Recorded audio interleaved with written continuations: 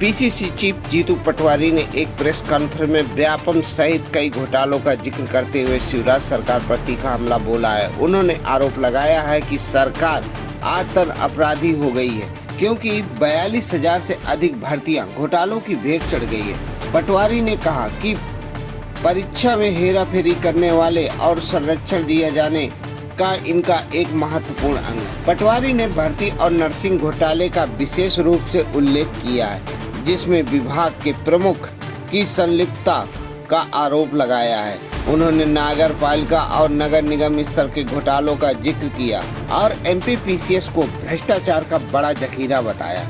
स्वास्थ्य और पुलिस सहित सभी विभागों के 42 से अधिक भर्ती घोटालों का दावा किया। पटवारी ने सरकार की मंशा पर सवाल उठाए, जिन्होंने वोट दिया उनके बच्चों का गला घोट रही है। पर आपको इस बात का एहसास कब होगा कि ये जो घोटाले और घपले होते हैं ये आपके बच्चों का गला, भविष्य का गला घोटते हैं ये लोग? ये कब मध्य प्रदेश की जनता जागेगी कि अद्वितीय करप्शन, हर स्तर का करप्शन अभी रोज डे टू डे चल रहा है।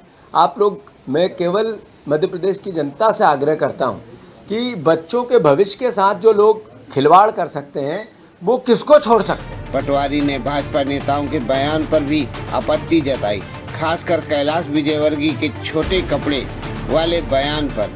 थोड़े दिन पहले कैलाश विजयवर्गीय का एक बयान आया, उन्होंने कहा मैं बिलो द बेल्ट पॉलिटिक्स नहीं करता हूँ। अच्छा लगा, सीनियर आदमी है, 70 साल का बुजुर्ग। तो इस 70 साल के बुजुर्ग नेता से मध्य प्रदेश की जनता क्या आस रखे? ये आस रखे कि हमारा मध्य प्रदेश का एक ऐसा जनप्रतिनिधि जो सभ्य समाज में नए लोगों को दलगत राजनीति से ऊपर आकर शिक्षा दे, हम उसका सीख बनाएं।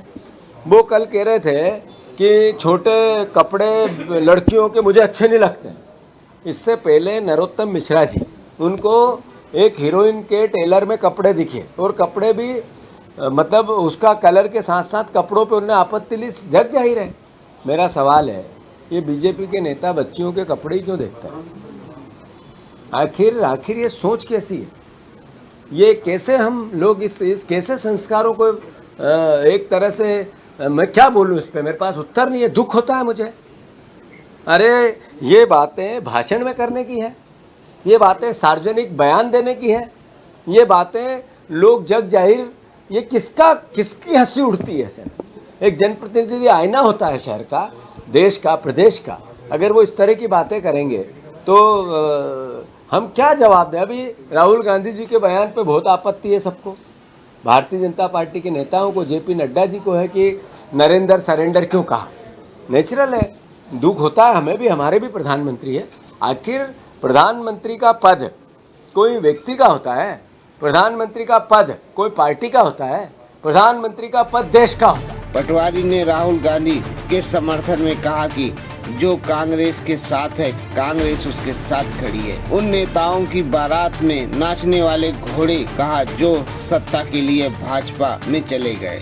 पर लोकतंत्र जिंदा रखने के लिए सवाल पूछेंगे। लोकतंत्र की मूल धारणा ही सवाल जवाब है।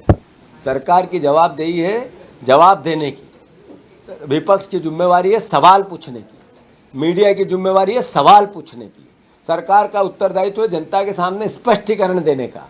ये लोकतंत्र की मूल धुरी है।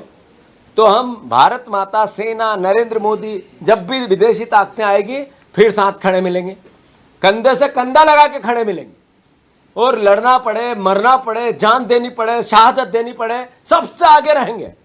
पर लोकतंत्र बचाना है तो सवाल पूछते रहे। पटवारी ने संघ को मजबूत बनाने पर जोर दिया, जिसमें महिलाओं की भागीदारी सुनिश्चित की जाएगी। उन्होंने दिग्विजय सिंह और पन्ना लाल शाक्या के बयानों का समर्थन किया, जो कार्यकर्ताओं के सम्मान और नफरत की राजनीति के खिलाफ थे।